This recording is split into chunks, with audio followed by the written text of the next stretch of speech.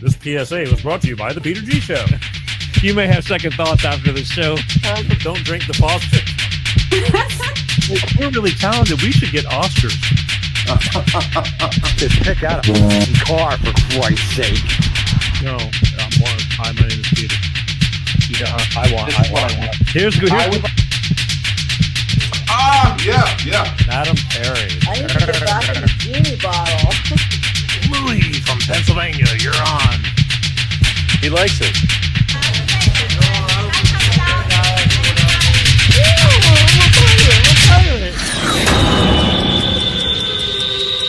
It's showtime.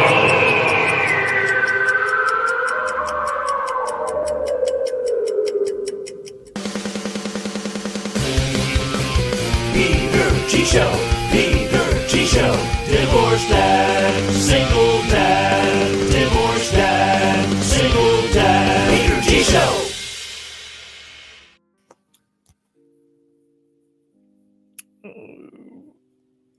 Oh yeah, whoops.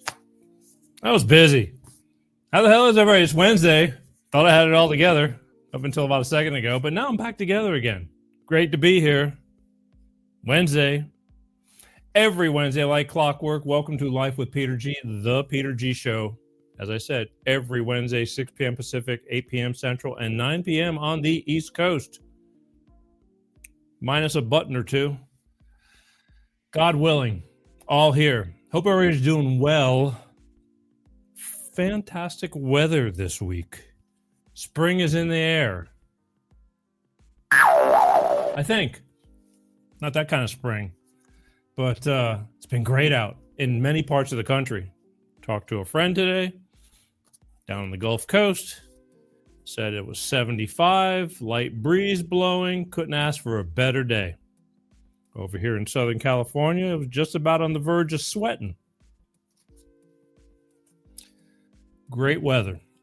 But some places are still going to have to take a little time. But either way, I'm glad you're here. Welcome. Let's see what's going on here early in the comments. Look, Steve B. beaten off to the races, man. Right there, waiting, chomping at the bit. Can't wait. Neither can I. Welcome. There we go. And then look who we got here. It's the Gulf Coast correspondent. Hey, Pete, let me hold the dollar. Yeah, as soon as I get $1, I'll let you hold it. Take a check. And what else we got going? What does Paul say? Paul says that love is in the air. Love is in the air. It's springtime bikini weather, Paul. So get your bikini all warmed up. Pay to see that shit.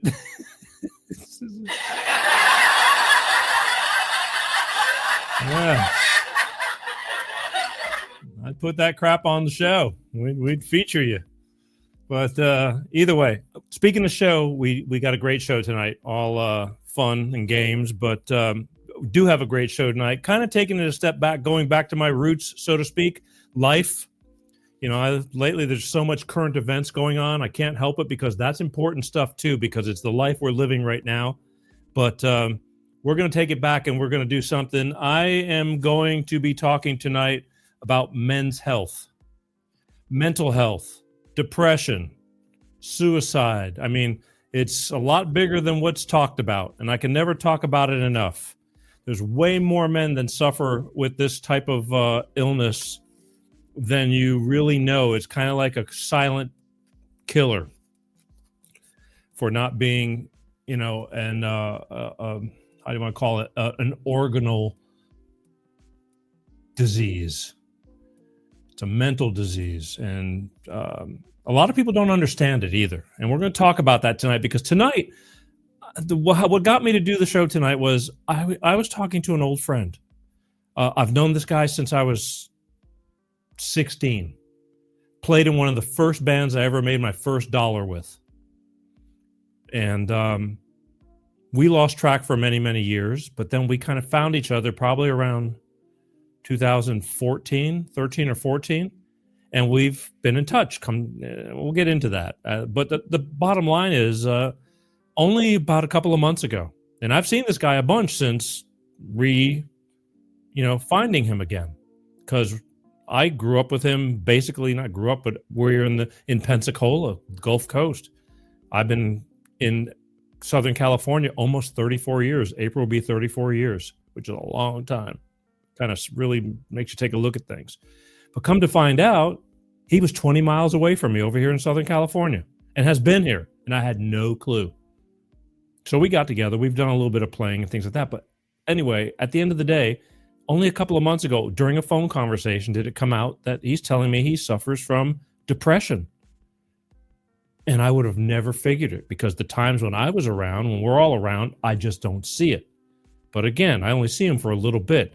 But I know enough about depression and men's health and suicide. I can count on, fill up my hand of people I know that have committed suicide because their brain got all screwed up and they got all messed up in their head and they took themselves out just because they didn't really realize what they were doing. And I know if they could have taken it back, they would have. Good people, not bad people. And it's a serious issue. And so we must have talked 3 hours that night, because I didn't even know it. But from what I gather, he was kind of having a little bit of a episode then. And I kind of, with all my stupid shit I talk about, I kind of at least took his mind off of things. And after we talked about that, I asked him, I said, would you be willing to come on this show and just be open? And because there's a lot of people that need to hear this kind of stuff, because a lot of people go through this and think that they're the only ones. And he said yes. So tonight I'm going to have Jeff on the phone. He agreed to come on phone. He didn't want to come on camera, which I said that's totally cool, so long as we tell the story.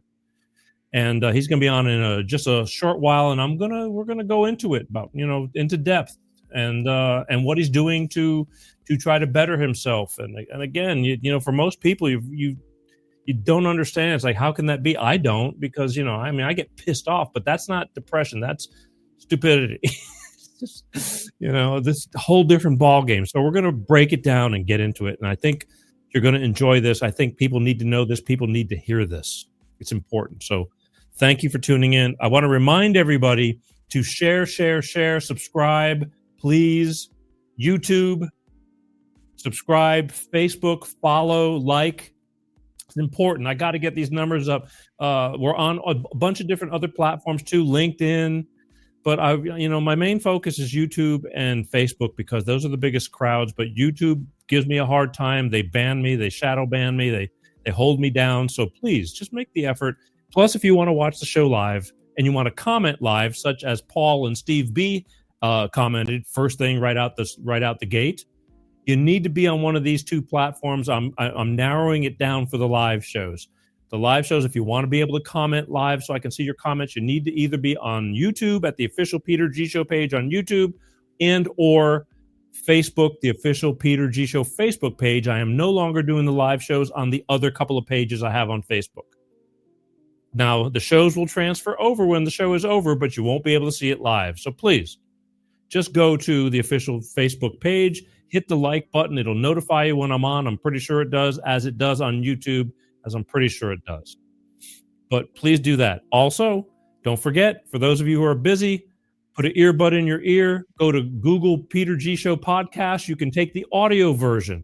All these shows, once they're over live, get transferred over into the audio podcast, 26 different audio podcasts, and it goes over onto that, and you can get it on demand. I mean, you're talking Amazon Music, Spotify, Apple Podcast, the whole deal.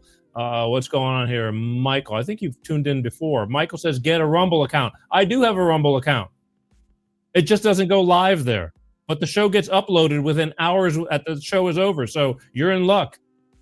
I'm going to look into going live there, but it's just it's politics. It's politics. I like Rumble. I can't get arrested too much on it, but it's growing slowly but surely. But I do have a Rumble account. But here's my point. The reason I'm sticking with Facebook's and YouTube's is because, like, I'm the underdog. All the big people on Rumble and all the big people on BitChute I do really well on too. But on X, everybody's really like-minded and everybody's on the same page, and and I get that. I'm trying to reach, call me stupid, but I'm hanging in there trying to reach the unreachable. The people who are sitting on the fence, the people who they're not here nor there. Now, some people, no matter what I say to them, they're going to tell me to F off, and that's fine. But there's a lot of people on YouTube and Facebook that like just are floating through life and don't have a clue. And when I'm bringing these current event / politic things into their life, if they happen to tune in, I'm hoping that they'll at least watch some of the things that I bring to the forefront.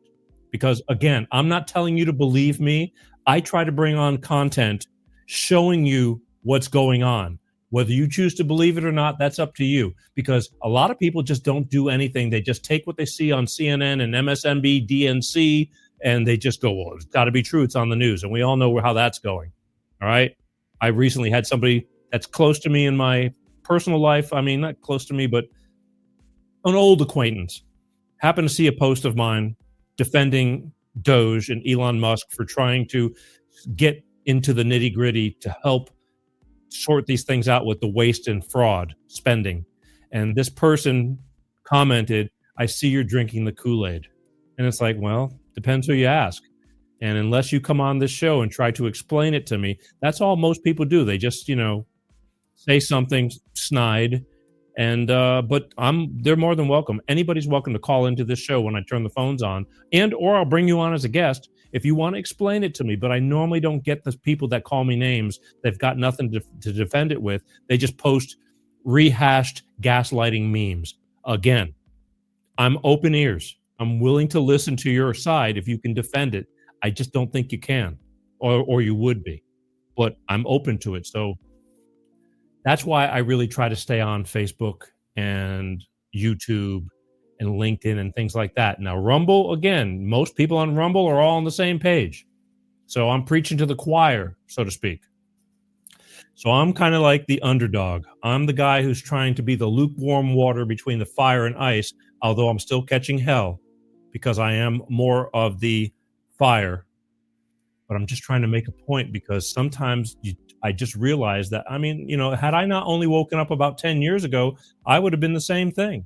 But it was brought to me little by little, and I finally caught on. And I believe that I can bring a few people around. I'm not asking them to believe everything I believe, but the truth and common sense is the truth and common sense. So that's what I got to say about that. But either way, please Google if you want to listen to the show on audio podcast because you're driving in the car, you're at work, you're exercising. A lot of people listen to podcasts. Podcasts are very popular, the audio version. So please go to Google Peter G Show podcast and pick one of the platforms and listen to the show on audio. Real quick, couple of things. I want to thank everybody. This past weekend was my birthday. They're coming quicker and quicker, but I am grateful. It was my birthday, and as these past few years since doing this show, it's more than just my inner circle of people wishing me happy birthday. It's a lot of people all over on Facebooks and things like that, because it comes up kind of, with your birth date and all that. And just as the Peter G Show wishes everybody on Facebook, if your birth date is on the Facebook page, on your information page, this show wishes everybody a happy birthday every single day. And it's been going on for years. So a lot of people were kind enough to return the favor and take a minute out of their life. And thank you. I'll put that up there. Thank you, Michael. I appreciate it. Man, like I said, life's, got to make the best of it. And I do. I'm truly grateful to be here. Doesn't have to be that way. As we get older, we're losing, at least I'm losing a lot of friends. Some way too soon, way before they should have. And ever since the old Jabberini, I'm afraid that there's going to be a lot more through time, going quicker than what they should. But I digress. So a lot of people were chiming in. And I try to make it a point to personally thank each and every person on Facebook that wishes me a happy birthday. And if I missed anybody, I'm sorry, because a lot of them come in later because somebody might see that, that it was my birthday 4 days later. And I'm still trying to catch them. But I've spent the past 3-4 days typing and personally thanking each and every person if I can find them, because I usually can, but a few slip through the cracks. But I do truly appreciate it. I realize it's like, you don't have to do that, but I thank you for doing it. I do. because personally, I love life. I don't, even if I get pissed off at something, it's temporary. I mean, life is short. I'm appreciative of everything that I've gone through, almost everything. It's a couple things I'm not too happy with, but divorce and single parent. But it made me who I am today. It did. I wouldn't be here if it wasn't for some of the ass aches, and it's just part of the journey, I guess. So I try to tell people, it's like, if you're still here, regardless of how your life is going, you may think that, you're homeless or you're losing things, and I get it, but you're still here. You're not down for the count yet. So keep the faith and try to take care of yourself too. Try to. Okay, Paul, for you. So here's to thank you for everybody for the birthday wishes. And again, if I miss somebody, I am truly sorry. I didn't mean it. It's just there's a lot, and I've gone over it, but things happen. Salute.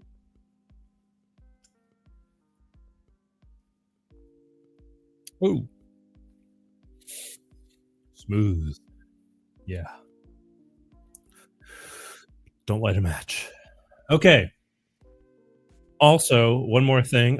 I did get an email this week. We got to get going. We've got to get Jeff on here. I did get an email this week. I got an email from, where is it? I got an email from Elon Musk. Yeah. He wanted to know what I've been doing this past week, and if I could write, down 5 things that I did this past week for my job here at the Peter G Show, so I can validate that I'm actually here doing my job. And okay, I didn't see really nothing wrong with that. I get it. I want to keep my job. I like my job. I think I got a good job. What do you think? Enough about me. What about you? What do you think about me?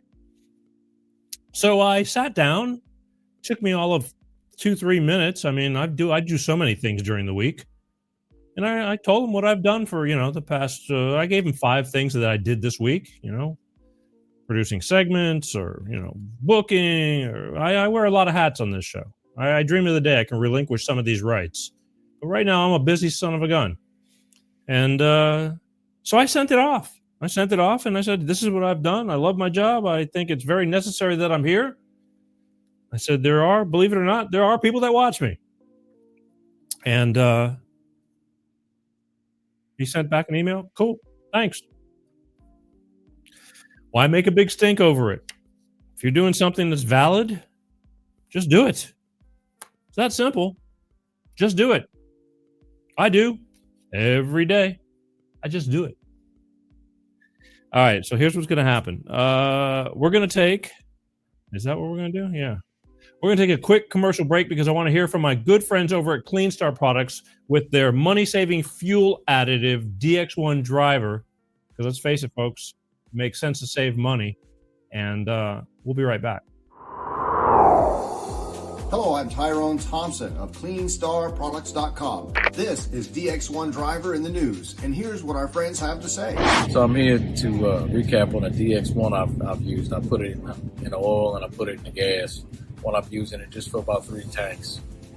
Cleaned everything out. I got every ounce of power back in my truck. When Jared's truck was new, it had a lot of power. Then over time, it began to slow down. He got it all back with our DX1 driver program. Something you got to see for yourself. It's a great product. It's affordable. And it blows all the other additives and esters out of the water. DX1 driver is the finest oil in the world from a California environmental company. It goes into the fuel system and the oil. It's the only green grade product qualified for the carbon credits program, giving you better fuel mileage, lower emissions, and increased horsepower. So join the fuel savings revolution today. Go to CleanStarProducts.com/shop.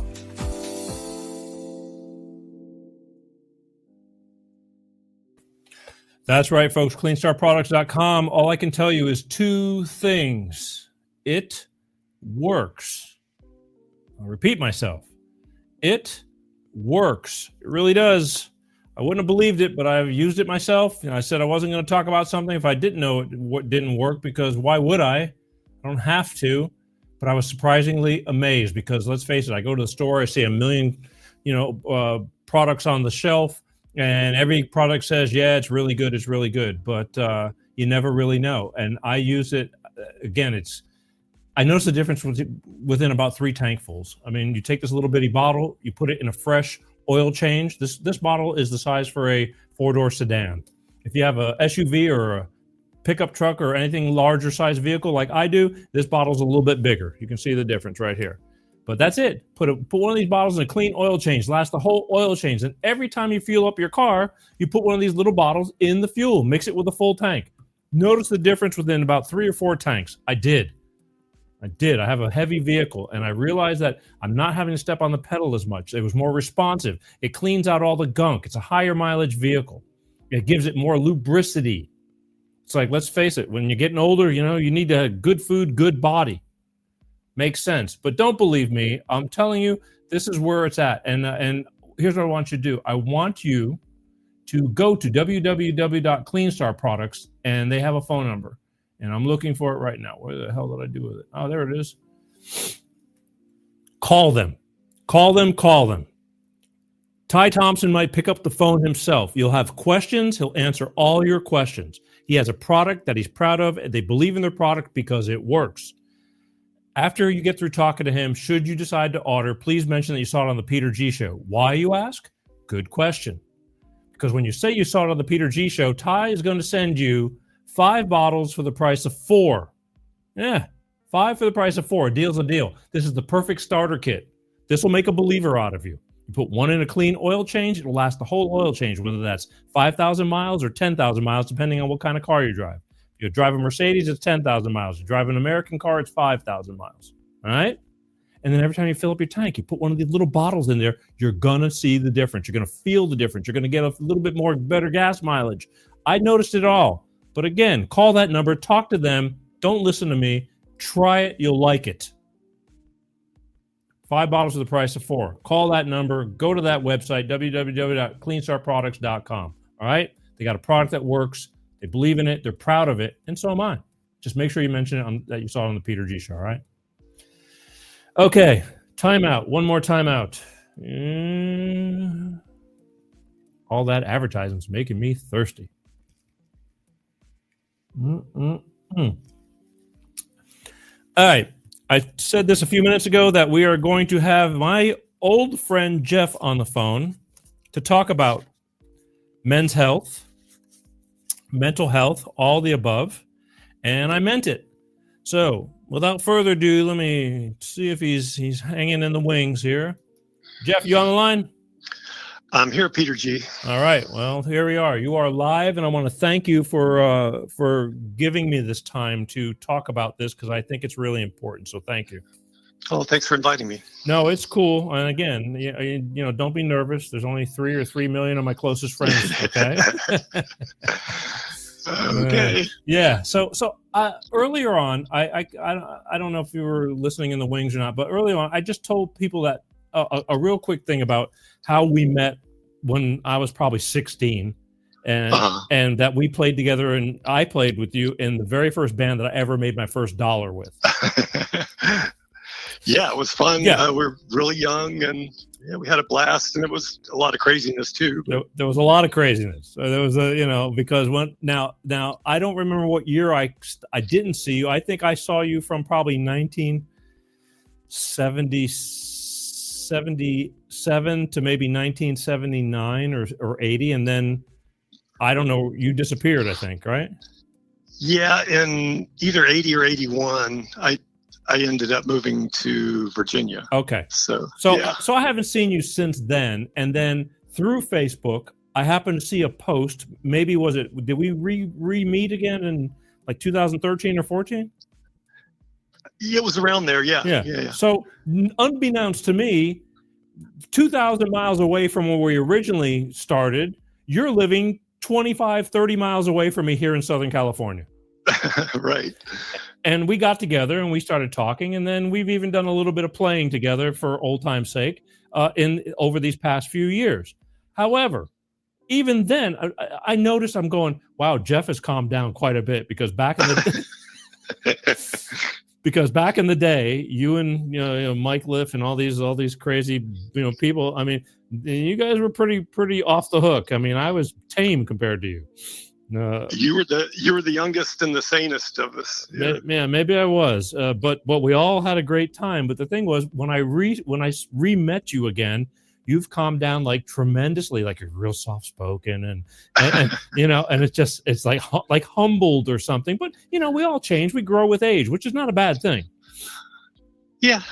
Because you would have been in jail. Yeah, because you would have been in jail. Absolutely, that's the path I was headed for. Yeah, okay. Because it was. I don't think you were like a bad guy. It was just stupid shit guy. You know. Yeah. I like to do anything for a laugh. Yeah, it was just you know, and like I said, a lot of memories. You know, we had a great time, but you know, thank God we grew out of it a little bit. But it was part of the shaping up, and we did a lot of good things. I mean, I don't knock it one bit. I mean, it was part of our past, and I'm proud of it. But so through these years, I'm still seeing you. We're getting together and playing every once in a while, but still, all I see is quiet Jeff. Man, Jeff has really gotten quiet. No big deal. We play music. It's been great up until about a month and a half or 2 months ago when you called me one Friday night or whatever night it was, and I happened to pick up the phone, and we had a 2-3 hour conversation, correct? Yeah, it was a good one. It was a good one because I learned a few things. Well, actually, I learned something I didn't have a clue about. And unbeknownst to me again, I don't know whether that night you were having a few little issues, because I do remember you saying something about you feel better now that we, you know, because after having to listen to me, I guess you can feel better about anything. But I didn't know that you suffered from depression. Yeah, it's been with me my whole life, just in and out. It ebbs and flows, and sometimes it's really intense, and sometimes it's livable. You know, you say it's always there. So you're telling me when we were 17 or 16 or whatever the hell we were back then, you had it then too? It wasn't nearly as focused back then. I knew something was weird, but it manifested in just being a dumb young man and not knowing what to do with his life and being very ungrounded. But later, the depressive symptoms started showing up. It just got harder to do things, harder to stay motivated. Yeah. Wow. I wouldn't have never known it. I didn't know it. I didn't, even through all these years when we, you know, get together and play a little bit.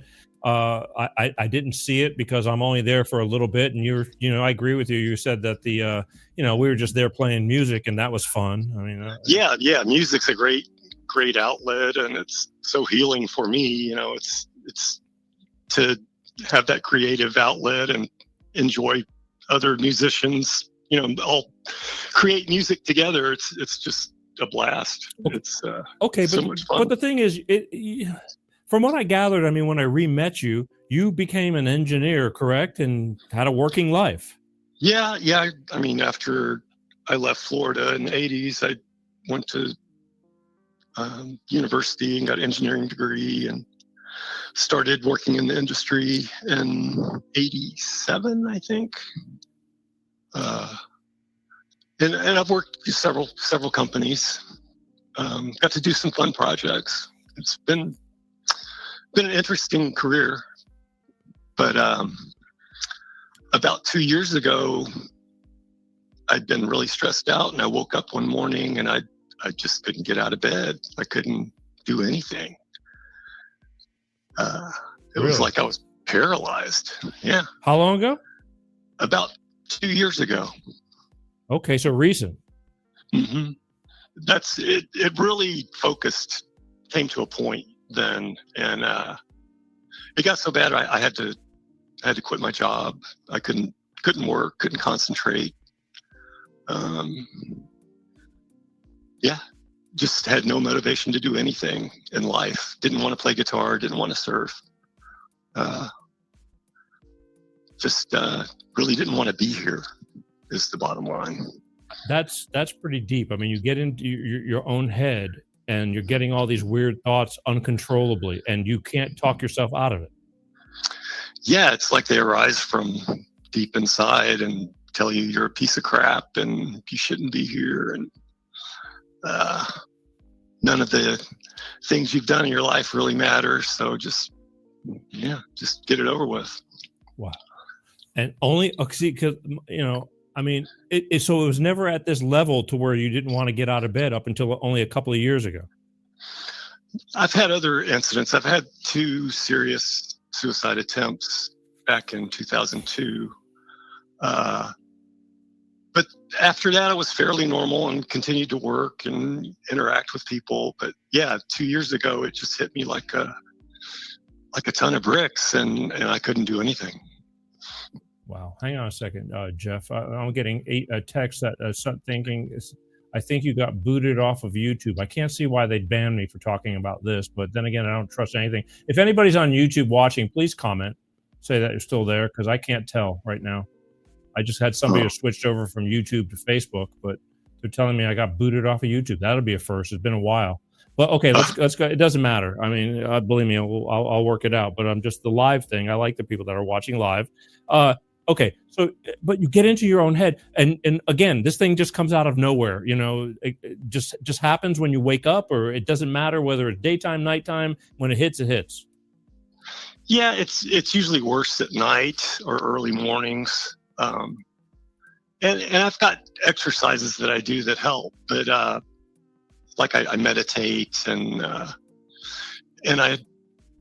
I just try to be mindful and pay attention to what's going on with my body and my head as well as I can. But 2 years ago, it just, like I said, it was overwhelming, and it stopped me from doing everything.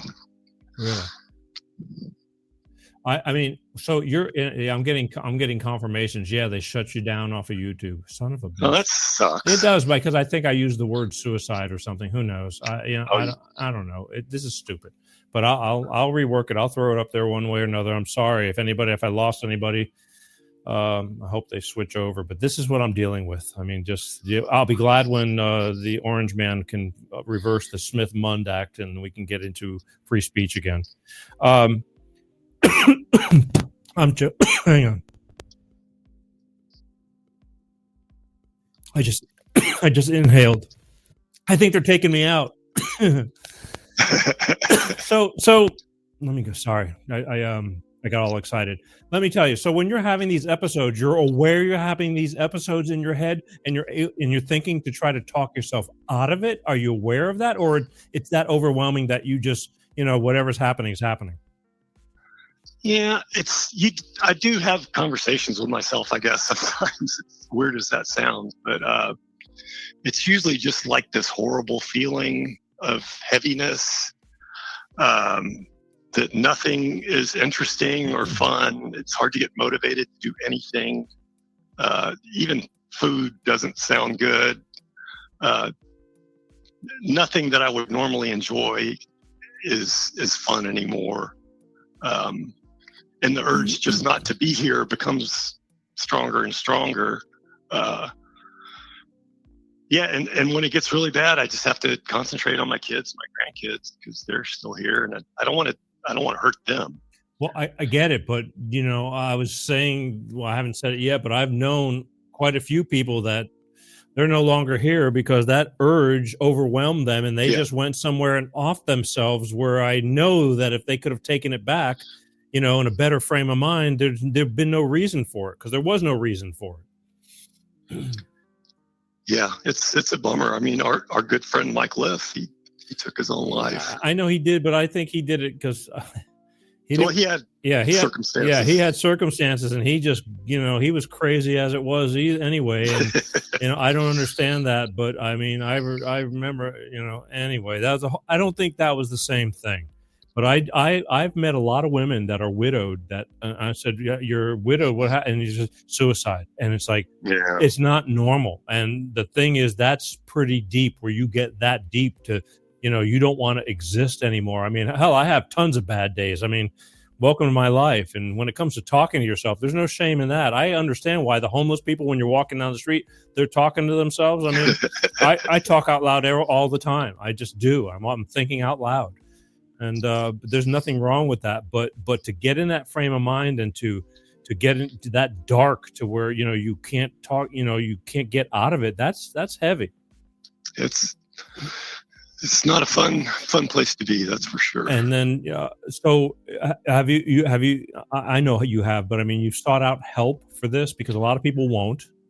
Yeah. I've been in regular weekly therapy since 2012.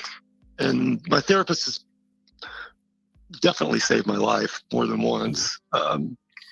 Just having somebody to talk to has been, and it was an ordeal to find the right person because I've had tons of therapists over the years, but finding the right one that you can really communicate with was a difficult task. And there's lots of good therapists out there, but I just happen to run into some not the best. No, that's true. Good mechanic, bad mechanic. I mean, same thing. Yeah. Good doctor, bad doctor. Thing. You need to choose wisely. I mean, and sometimes you got to go through a bunch to find the right one. So I do that, and I've seen psychiatrists and tried, I don't know how many different antidepressant medicines, mostly SSRI type, serotonin reuptake inhibitors, but they help a little, but the side effects are awful, and I just had to give up on them.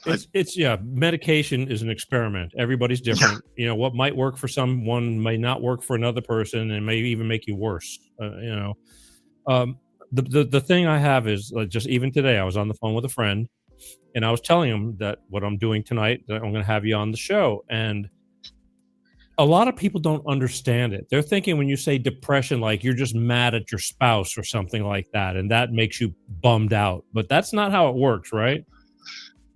Well, it's not how it works for me. Well, I mean, yeah. Certainly when you get in a fight, it's more unpleasant than you would normally be. But it's just a general feeling that has nothing to do, or very little to do, with your outside environment. It's coming from the inside. Yeah, it's false, codes going off in your head. Paranoid. Do you get paranoid too when you're doing that, or is it just? I get anxious sometimes, but not really paranoid. More uncomfortable in crowds and stuff. But I don't typically get paranoid. Thank goodness. Gotcha. That's one problem I don't really have. I mean, but the thing is, again, when these things start going in your head, you just start getting all this false sensibility about the reality of what's going on. There's nothing going on, but you're making something go on in the negative fashion, and creating your own demise, so to speak. Pretty much, yeah. I've been trying to learn about consciousness lately, and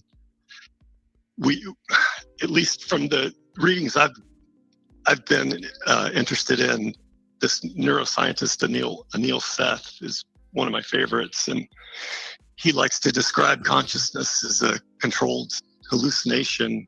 It's just basically the brain's model of reality that's predicted for us, and it's usually pretty good, but it's always a little off because we can only take in so much of our senses can take in so much, and we get things wrong. And I think in depression, it's just a case of, at least partially, of these thinking patterns that I've just adopted over the years. It can get uncontrollably negative, and then I just fall down this path. It's like being sucked into a black hole that you can't get out of. How long? It seems like that. How long are your bouts on an average, or is there? Yeah, I mean, lately they usually only last 10 to 12 hours or something. If I can get through that, I'm generally okay. But are you you're aware of that though? I mean, the thing is self-awareness. I mean, a lot of people, I think that do, go into that where they do take themselves and off themselves, so to speak, or whatever. They can't overcome the thought that they know that they shouldn't be in that mode. Yeah. I mean, the mind does weird stuff, It's strong. especially when it'll create very real scenarios for you that have nothing to do with reality. So, What do you think about? What do I think about? Yeah, the scenarios that it creates, they put you in such a downward spiral. I mean, do you remember them, or is it a reoccurring the same shit over and over? What is it? It's just tons of guilt, mostly just old relationships. I feel like I was a terrible father. I've never lived close to my kids. They've lived with me, some of them on and off, but I don't know. I just feel. Do your kids talk to you? Oh yeah. Well, 4 out of 6. I got 3 biological kids and 3 stepkids. And all right, let me. So, which ones talk to you? The biological or the stepkids? 2 biological and 2 stepkids talk to me, and Quite a combination.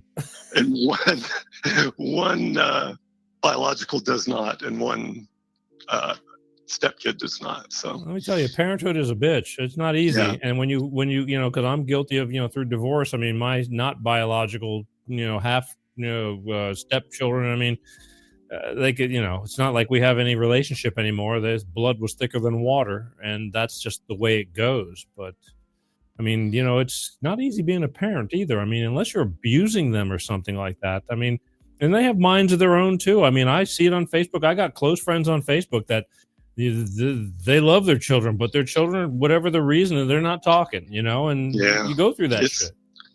It's sad that that's pretty common as well. Just parents and children not talking to each other. But yeah, it's hard. I mean, I wish I could have been there for them more. And I'm just terrible with relationships. I've been married and divorced 3 times. Well, 3 times is a charm, Jeff. You think?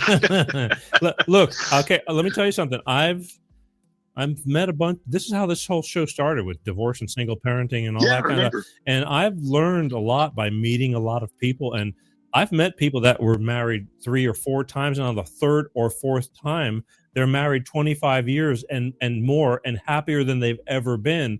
It's just hitting that. You know what I mean? It's just sometimes it takes that. I looked at them going, because after going through mine was just the worst.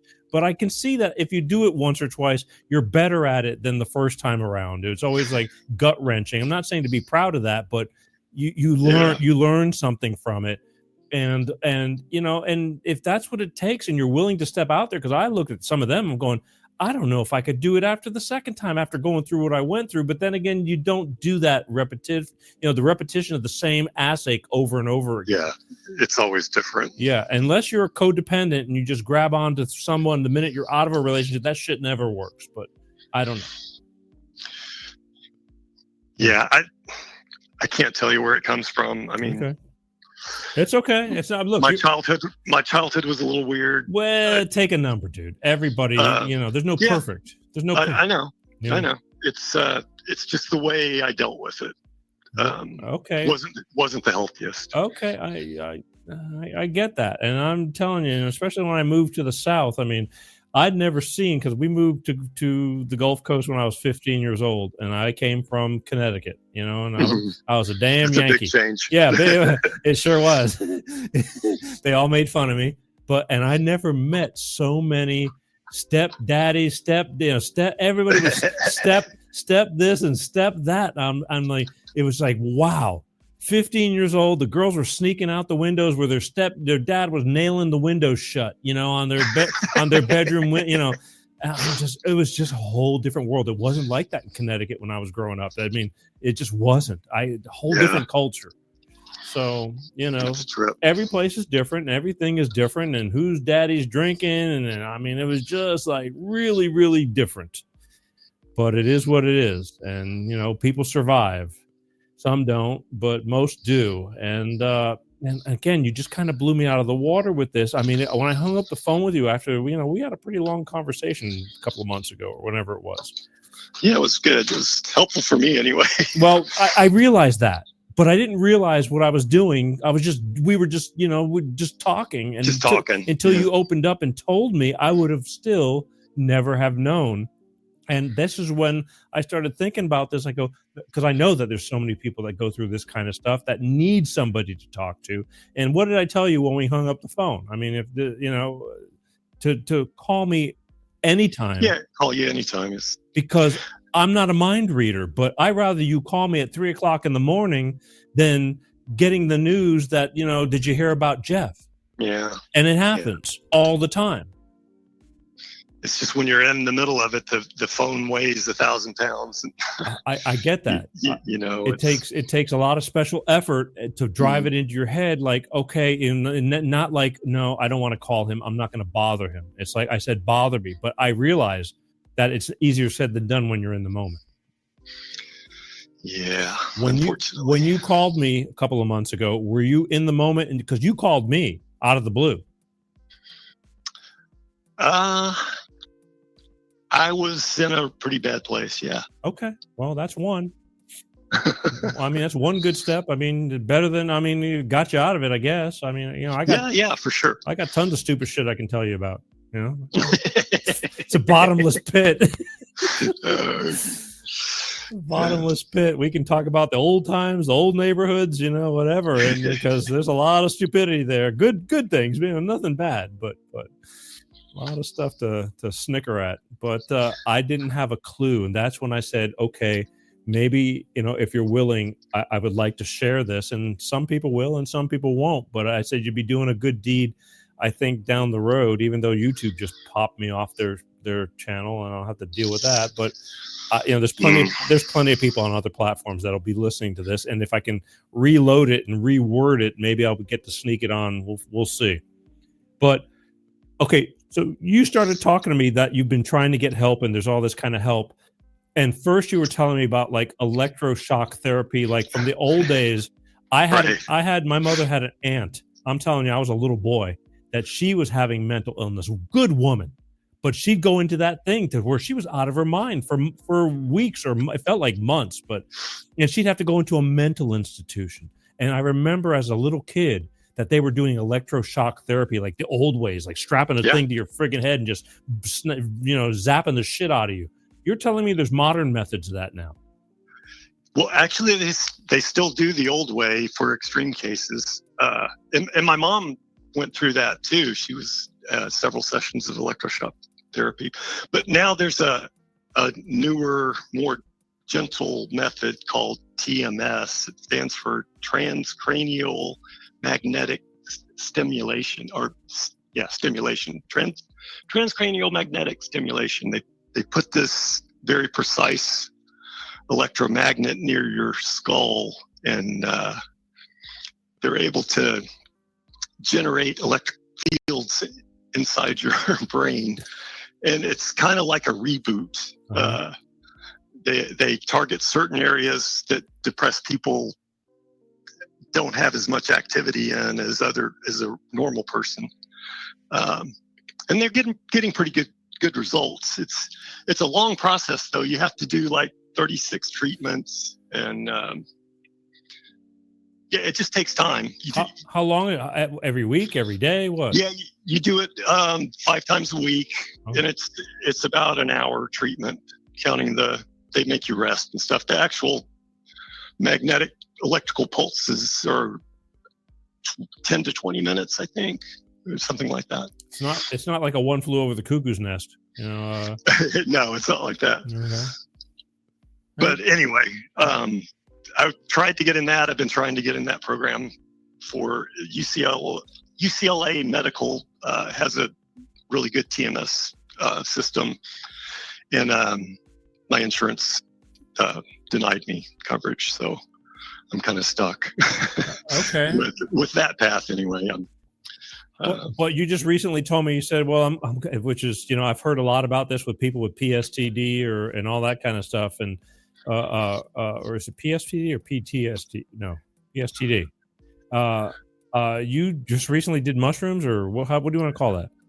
Yeah. I did they call it a heroic or a therapeutic dose of psilocybin mushrooms, where you take a large dose and you wear an eye mask because you just want to go internal. And then I wear headphones, and I've got a playlist. This is something that's studied. It's called psychedelic assisted therapy. Where'd you do it at? I did it on my own, and I do not recommend it. But all right. There are places you can go to. Oregon has some, and I think Colorado. It's weird because of the laws. It's psilocybin's still illegal. Yeah. It's decriminalized a few places, but it's still illegal. Uh-huh. But anyway, yeah, I took a big dose, and it's awesome. You completely lose sense of self. I didn't know I was a body. Wait. How did you know how much to do? Where'd you get it? And can you get me some? There are ways to get it. You know a guy who knows a guy? Especially in California. Anyway, yeah, I don't want to okay, but too much. Okay, but how did you know how much to do? I mean, because back in the day when you and I were playing, I remember there was this guy named Rick that was a friend of Mike Lifts, and we went and we used to pick mushrooms from the cow pastures at the 4-H club. Yeah, we sure did. Yeah, I remember we did it. They said we had a good time. I don't remember, but whatever. Still here. Yeah, this isn't really for fun. This is like for self. I know, but the thing is, when you're doing it, you were by yourself when you did this. Yeah, and I've taken it several times, and I'm a pretty accustomed user. I know what's going to happen for the most part. You never really know with mushrooms, but I'm prepared. I get it. It's all about set and setting. You have to be in a safe place. Good luck. And no, seriously, or else you can have a really messed up experience. I get it, but how do you define a safe place if you're tripping and no place is safe? If you're melting. It's not like that. I don't know. That's what I'm saying. How do you know how much to do, and for what you're getting? Well, there's some variability in there because mushrooms are different strains or different potencies, and you kind of have to experiment a little bit. Yeah, Cheech and Chong's like, wow, man, I hadn't seen anybody eat that much in a long time. Yeah. So typically anything much over 5 grams is considered a big dose, and it depends on your body chemistry and your physical size and a lot of factors. It's not something that you should take lightly. This is a very serious, powerful hallucinogenic drug, and you should be careful. But if done right, I mean, I had a wonderful experience. And what I was going to say is I have an eye mask on, so I can't see, and I have headphones on. And it's a playlist from Johns Hopkins Medical Center where they're doing their psilocybin research. And then I add some classical music, and then I finish up with Beatles. So I've got about a 4-hour playlist. How do you know how long it's going to last? The heavy part usually lasts 3 or 4 hours. And you just sit there the whole time? I lay in bed, and you're usually another side effect of the psilocybin is it makes me really cold. So I'm under blankets as well. But what makes you not want to get up or pull the mask off your eyes, or you're like, go look in the mirror and watch yourself like freak out or something? What makes you know what I mean? Because I'm intentionally trying to go inside. Okay. I'm trying to pay attention to what's going on as much as you can. That's what I'm saying. It's like, how much control do you have? You don't have very much. And like I said, I completely lost sense of self. I didn't know I was a person. I didn't know I had a body. How about, are you laughing to yourself? It's fun. I mean, I smiled a lot, and I would also be crying, and I would touch my face and it would be wet. I didn't realize I was crying. Hear that, or you peed on yourself. Well, on my face, that'd be Yeah, who knows? pretty good shot. Might have been like a fountain, you know. I mean, I remember we'd be sitting next to each other, and somebody would just go, "Ah!" You know, they'd put their hands on it and just stop it, quit it. You're freaking me out. Well, see, that's part of the set and setting. You can't have people trying to irritate you. Okay, then don't call me over. Then don't. Wow. It's it's a different kind of. It's not just for fun. Yeah. You know, just not recreational use. So. Says you. When you finally, like, everything's like back to normal and all that, I mean, what do you think you're gaining from that? I mean, other than while you're in the moment, what is it doing for your, like, after that? Well, for me, it's really fun watching my consciousness kind of dissolve and change into something completely alien. It's like, and the feeling that you get while you're on the psilocybin is very pleasant, and some of that carries over after you're sober again, and you see things a little differently. Like colors might be a little brighter. My mood's definitely improved. Definitely not as depressed as I was prior to taking it. It just helps me to be more mindful of what's going on. My personal problem, I think, is just reacting too much without paying attention to my mental state, my state of my body, what's going on around me. Mm-hmm. I've kind of just rolled through life, just trying to get through as best I could without a lot of reflection. And I think it's just caught up with me. What do you think? I mean, what are the odds? I mean, doing that and going down a bad road? Because, people have had like so-called bad trips and all that. That does happen. I've had some strange experiences. I wouldn't call it a bad trip, maybe a bad portion of a trip, but it's really it's a very, very safe drug. There's no known overdose quantity. You might just kind of lose sense of reality for a while, but you come back. I mean, it's much safer to do it with you're supposed to have a trip sitter with you at all times, but I'm kind of on my own. So. Well, that's my point. What's a trip setter? Is that somebody just there watching you? Yeah, and it should be a medical person, but yeah, anybody, or a friend. Yeah, there you go. Just somebody to be in the room. You're saying would be helpful. You're saying it's a safe drug. You can't OD from it, but we all know that the old joke is, people jumping off of buildings thinking that they can fly. I mean, it's just that is pretty unfounded, and the origin of a lot of those stories came from government programs where they would give large quantities of LSD to alcoholics and mental patients and strap them down and not tell them what was going on. Uh-huh. And, they're probably not going to have the best experience if you do that. Right.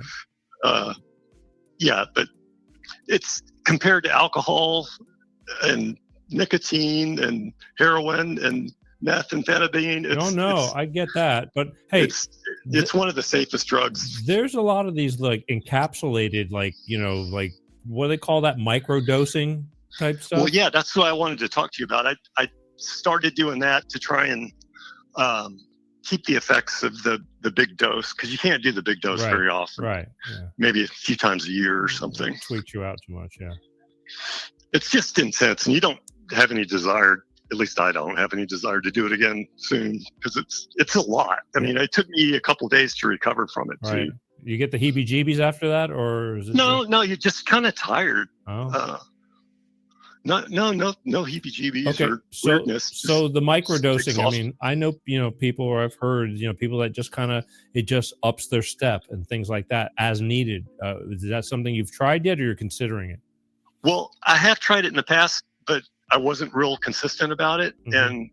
And this Monday, I found a protocol that I like, and I'm I made my own capsules with 1/10 of a gram dose, so it's like nothing. You don't feel it at all, but it's enough to get in your system and help keep the effects going. Uh-huh. And I mix it with niacin and lion's mane. How do you do that? You're a pharmacist now. You can yeah, you can buy it in powdered form. Uh-huh. Now, how do you know what you're mixing? There's stuff online where they give you the ratios. There you go. Hey, make me some. No, I didn't hear that here. Do you hear that? Who said that? I just always was curious because I know a few people that like they'll do that and it just kind of keeps not high, so to speak, but you're just no, you don't get high at all. Put you a little pep in your step or something. Yeah, I don't really know how to explain it because I've never done it, but I was curious about it because I'm going, what does it do? I don't want to be doing acid. I mean, so to speak, it's like, did it, got the t-shirt, and then I'm just happy to be right now. But yeah, sometimes the little bit of a push, I'm going, I don't know. I don't know. I guess I'm asking the question. It's like, and you'll do it daily or when you just feel that feeling coming on? So the protocol I'm doing is 4 days on, 3 days off.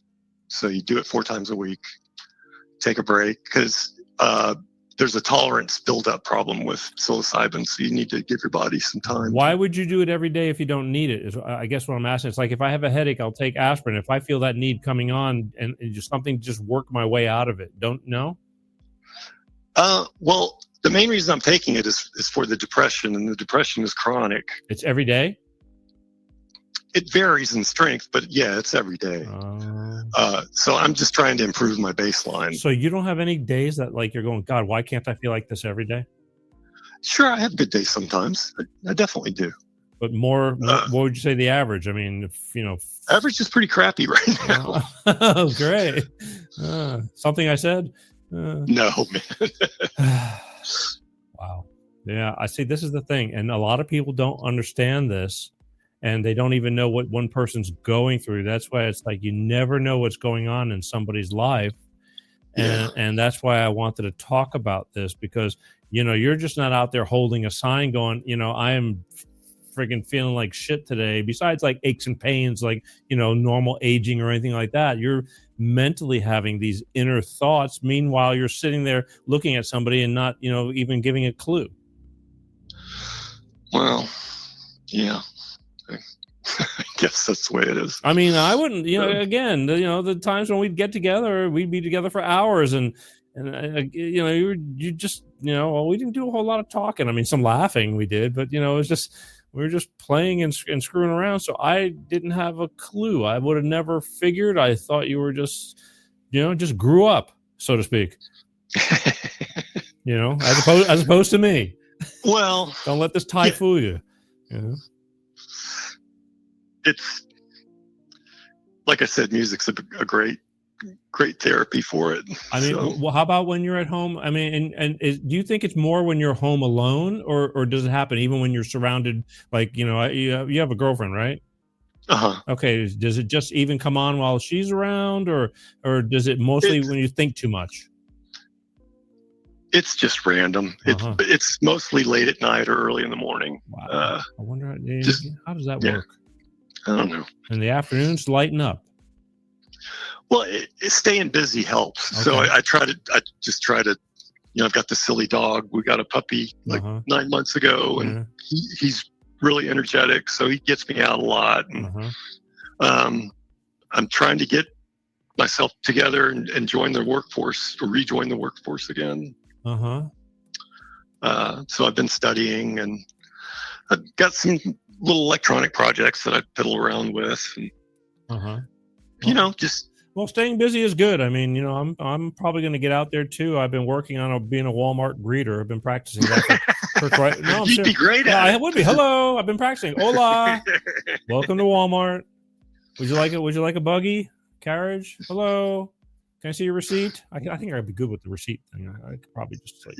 I got the yellow marker. Hire you on the spot. Yeah, I don't know. Look, there's some good ones out there. We have one where I live, in the area where I live, and I'd have to take him. I'd have to do like a Nancy Kerrigan or something and take him out because he's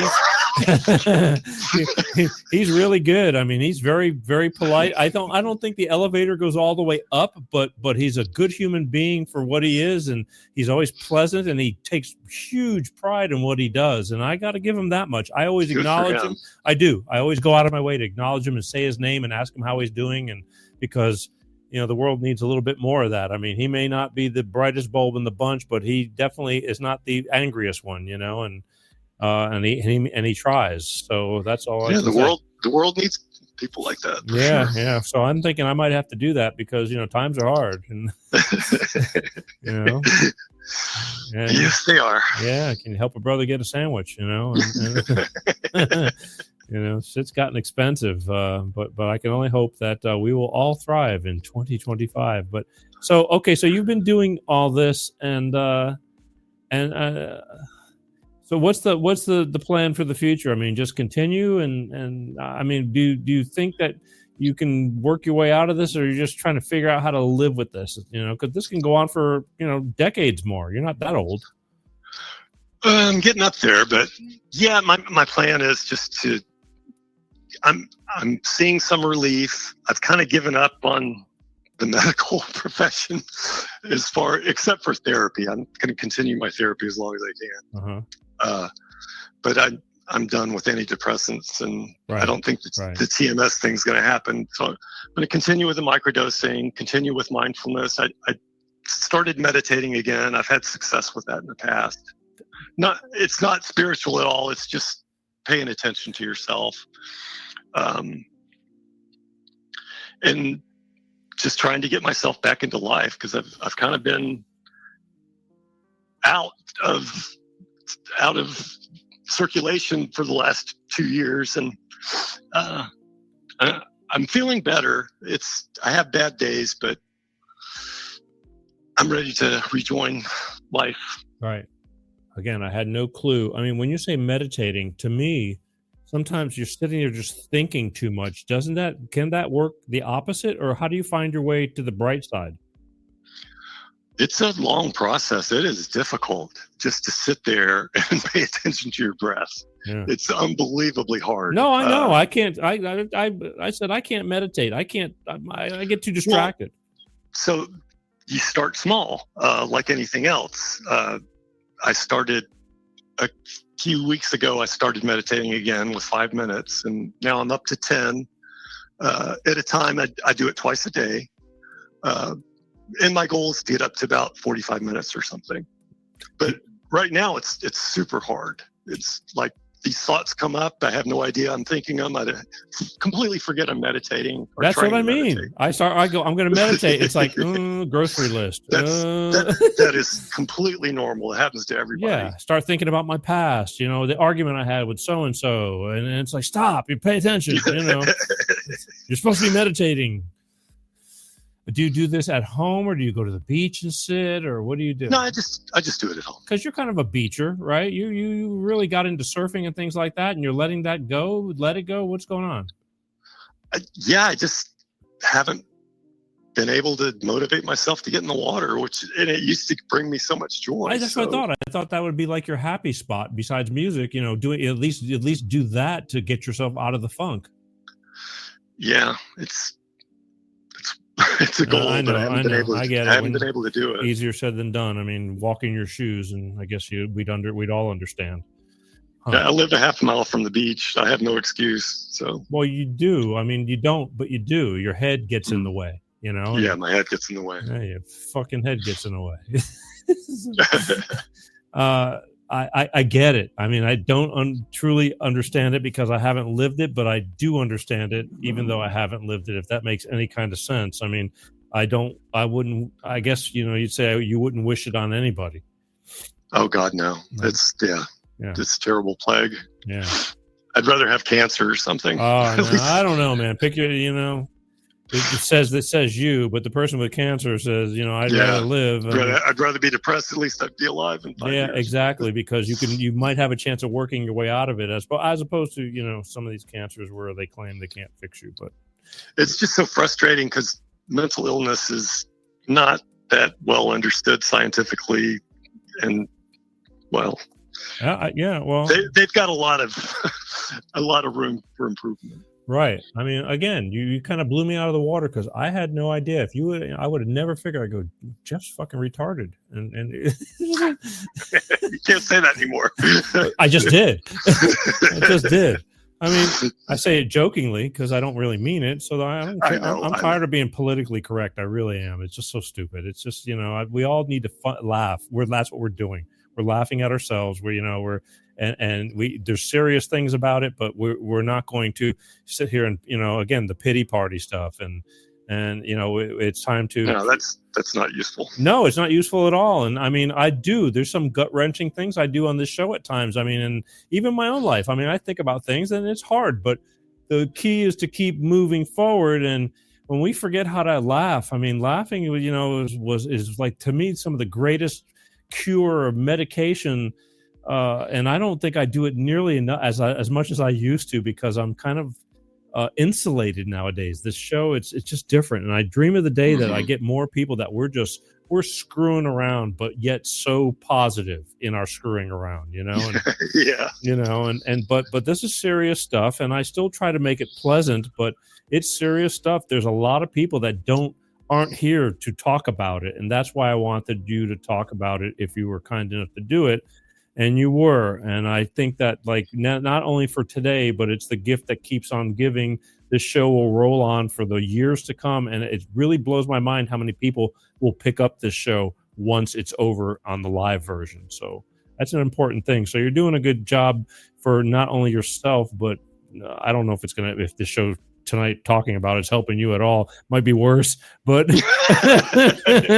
it's always helpful to talk about. It's another F and Peter moment, but I have hopes that even again, you can watch this show and learn things. I told you our conversation today, I watch every single show I do because I'm always seeing what's going on with me, with the show, the flow, the words that come out of my mouth. So I'm good and I'm not so good. But the same thing, I think I've had so many people that have watched themselves and listened to themselves that don't get the opportunity to do that.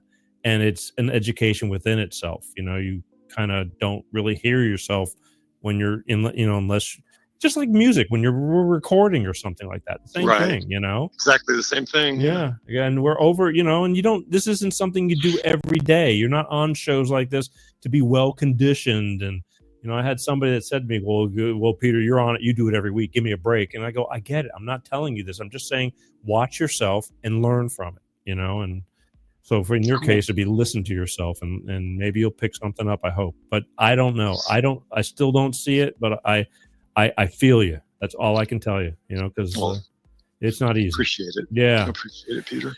All right. If there was anything from all the crap that you've been through for all these years, if there was anything that you could leave somebody who's going through this stuff that doesn't really understand it, like isn't as well, or even if they're well-versed or whatever, is there anything that you would share from this, from everything, all the crap you've been through, not necessarily on my show?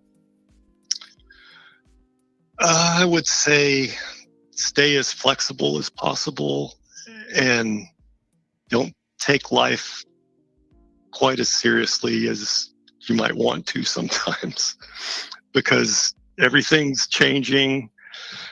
It's flux is constantly happening. And it's best just to learn how to adapt. But when you're in your own head, how do you do that? When it gets really dark, my go-to is my grandkids. It's thinking about them. You call them, or do you think about them? No, I just think about them. Okay. Because it's usually late at night, and I don't want to bug them. See. But yeah, I mean, you have to have something to anchor you, or if it's not grandkids, it's your favorite meal, or your favorite activity, or your spouse, or something. Do you think being alone is like your worst enemy at times? I'm really introverted, so I'm comfortable being alone. Okay, but that leaves you more time to do more thinking. Yeah, it's probably not the healthiest thing, but it doesn't bother me. Okay. At least I don't think because when you say be more flexible, you're talking about like mentally or physically? Oh, no, absolutely mentally. Just don't. I've gotten so set in my thinking in the past where I'm convinced I'm right, and the alternatives have no place. So to get outside my box, my comfort zone, and just see what else is out there. It's easy to get comfortable and don't stretch. I mean, that's for sure. Especially if you can start getting that inhibition to, or I don't want to say paranoia, but you don't go and do things anymore. You know what I mean? You just get comfortable doing nothing. Yeah, and that's kind of the trap I've been into. Okay. That's part of my problem for the last couple of years is that I haven't been doing anything. You probably need to get out there and start working something that you enjoy. I mean, because you're totally capable. I mean, physically you're fine. Yeah, right? I'm fine. Yeah, I'm fine. Yeah, physically. well, that's a big deal. A lot of people aren't, at our age, believe it or not. Yeah. I mean, Yeah. I got friends that are dropping like flies weekly, or maybe because there's so many people on my Facebook pages and stuff like that, or acquaintances or whatever. But it's like you got the gift of at least your physical health is there. You just need you need to get out there and go do something. I mean, to keep you busy, and that'll force you to stay busy. I mean, and plus something hopefully that you like. I don't know. Go invent something. I don't know. I don't know. Like all I can say is, I mean, at least you're aware of it, and I hope you can keep a grip on it to not go backwards. We'll check up on you maybe down the road and see how it's going. All right, but I appreciate you talking to people and me and doing this, because again, you really don't know how much you might be reaching somebody who is in a way worse state of mind than you are, and it could be the difference between life and death. And I'm really pissed off that YouTube yanked me off the air because this is not bad stuff. There we go. I got a whole bunch of. Let's see what we got here. It's there's a couple of comments. I know you can't see them. It says, "Thanks, Jeff. God bless you, brother." That's somebody, Lonnie, saying that. Thank you. Yeah. What else we got here? Paul says, "Good show. Thanks, Jeff." Good show, Jeff. Wow. Thanks. Yeah. No, there's going to be a lot more of that because. Thanks, guys. Appreciate that. Yeah.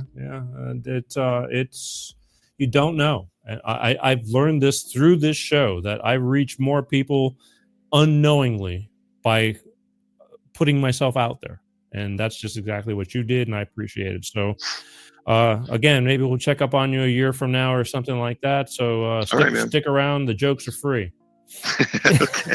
All right. Well, listen, again, thank you for having the courage to come on and just let your hair down, so to speak, and let it out. Thanks for inviting me, Peter. No, it's okay. I apologize for never having a clue, but being oblivious to this stuff, but you hit it kind of well. You didn't, as opposed to me, I'm an open book. I say, hey, Peter, how you doing? Oh, you don't know. It's just and it's like, you were just always you turned out to starting to be like the quiet guy and just kind of went with the flow, and we'd have a great afternoon of playing or whatever. And then everybody loads up and, we tell a couple of jokes and leave. Right. And then back to whatever you were going to. So, and those were great times. I kind of wish, that things didn't change a little bit, but the world is forever changing. So, all we can do is be thankful that we're here. That's a great start. So thanks, brother. I love you. I love you too, Peter. All right. And Take care. And again, the phone is always, I don't care if it's 3:00 in the morning. If I hear it, I'll pick it up. I rather have that than the guilt of I missed the call and something stupid goes down because you can't help it, and which happens way too much. And that's the problem. Yeah. All right. Well, I hope that this, like I said, that this show didn't bum you out. No, man. I'm in a good mood. Thanks for talking. All right. We'll talk to you soon. Ladies and gentlemen, Jeff, hopefully reaching out to say you're not alone and it is real. So pay attention, people, and love life. It's precious. So, all right. I'll talk to you later. Thank you, Peter. All right, Bye-bye. man. See you later. Hang on. Let's do this. I'm so pissed off that YouTube threw me off that's the first time they've thrown me off. And usually they'll let the whole show record and then pull it. They pulled it minutes into the show. Here's to Jeff. Hope you guys hope it was worth the I hope it helps somebody. If it helps one person, worth every second. Screw YouTube. Oh. Wow. Wow. I'm blessed to say I have a lot of people in my life from the past, present, all kinds of friends. And life isn't easy. Life is not easy. You know, everybody's got issues, whether it's financial or whatever. But if you're still here, we're all here for a reason. So thank you, Jeff, for talking about that. For a lot of people, it's not easy to do. I've had people that were going to come on this show, talk about certain things, and at the last minute just completely like ghost me. They just couldn't do it. So I appreciate him for doing that. But yeah, it's heavy. But again, this is what I do on some days, and some days we'll do something else, but it's all good. Entertainment with a purpose. So I want to thank everybody for watching Life of Peter G, The Peter G Show, every Wednesday, like clockwork, right here, 6 p.m. Pacific, 8 p.m. Central, 9 p.m. on the East Coast. Please, please, please, even though YouTube just did what they did to me, keep subscribing to YouTube. Follow me on Facebook. And watch all the shorts on TikTok, and follow me there, Instagram, Rumble. I mean, all of them. I need all of them because I don't know who's going to throw me out.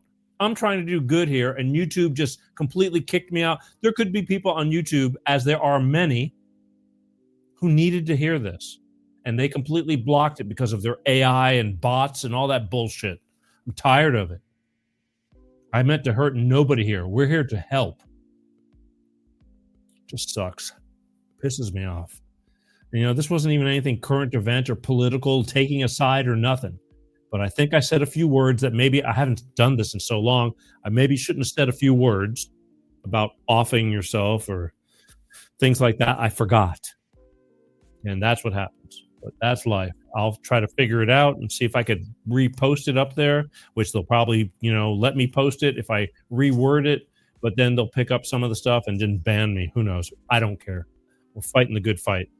But thank you. Again, I want to see everybody next week and every week. Please share. I need you to help me spread the word. That's the best thing you can do for me. Spread the word. And comments. I want to know what you think. Okay? I know I'm not pleasing everybody, and some people watch just to hate, but I'm into that too. If you don't like what I do, I'd love for you to call in and tell me you want to come on the show and tell me why. I think that's interesting too. We all learn from this. I do. I really do. But that's the way it goes. My name is Peter G. I want to thank you for watching. And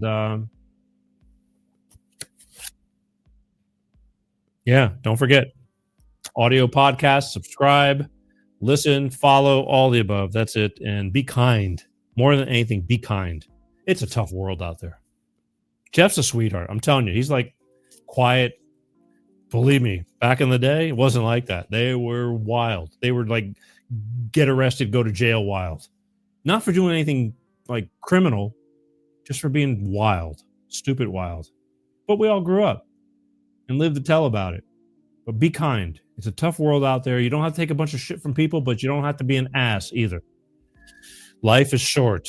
Be thankful if you're listening and watching this show. Be thankful for being here, because every day I go on Facebook and somebody's checking out, willing or unwillingly, due to one circumstance or another. And I feel bad because I love life. And that was the biggest thing about thanking everybody for my birthday. I'm so truly grateful to be able to be here and just to be here, but I get to be here and do this. So I just keep wanting to make it bigger, better, and that way you can say, yeah, I remember Peter way back when, because I was just, before the show started, I was listening to an old promo, and it's like, should I play that? It's like, look at the journey. The journey's been incredible, but we have a long way to go, and I need your help, so thank you. All right? That's it. We'll see you next Wednesday, all right? Just be here. Please share. That's all I can ask you. Share everything. I love you guys. My name is Peter G. And peace out. Peter G Show. Divorced and single.